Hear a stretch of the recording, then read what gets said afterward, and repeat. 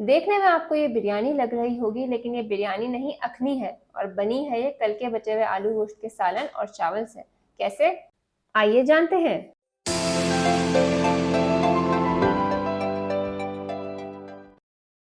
ये ले लिए हैं मैंने कल के पके हुए चावल जो कि बच गए थे, और सालन आलू गोश्त का शोरबा है जो कि बच गया था। अब मैंने हाफ कप ऑयल लेना है, साथ ही इसमें जाएंगे टमाटर, एक प्याज, चंद कड़ी पत्ते, धनिया पुदीना और चंद हरी मिर्च, कुटी हुई लाल मिर्च और पिसा हुआ गरम मसाला। हाफ कप हमने ऑयल को गर्म कर लेना है और उसी में ही अपने हम कड़ी पत्ते डाल देंगे और साथ ही थोड़ी देर में जिंजर गार्लिक पेस्ट भी ऐड कर देंगे और इसको सौटे कर देंगे।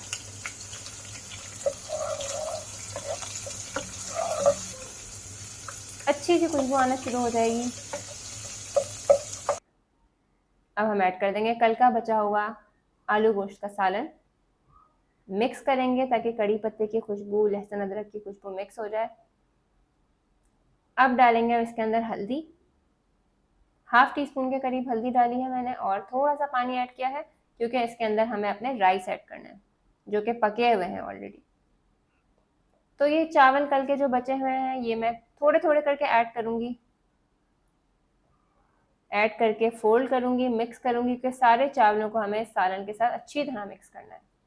अब कुछ लोग इसको ताहिरी भी कहते हैं और लेकिन हम लोग इसे अखनी कहते हैं। अब मैं अपने बाकी के चावल मिक्स कर रही हूँ इसमें और अच्छी तरह से आपने इसको अब फोल्ड करना है सालन में ताकि सब कुछ मिक्स हो जाए। ये देखें आप किस तरह से वाइट चावल आहिस्ता आहिस्ता मिक्स हो रहे हैं। अब इस दम देना है तो इसलिए मैं थोड़ा सा पानी ऐड कर रही हूँ, हाफ टी स्पून के करीब सॉल्ट ऐड करके दोबारा से मिक्स करूंगी ताकि सॉल्ट भी अच्छी तरह इसमें मिक्स हो जाए।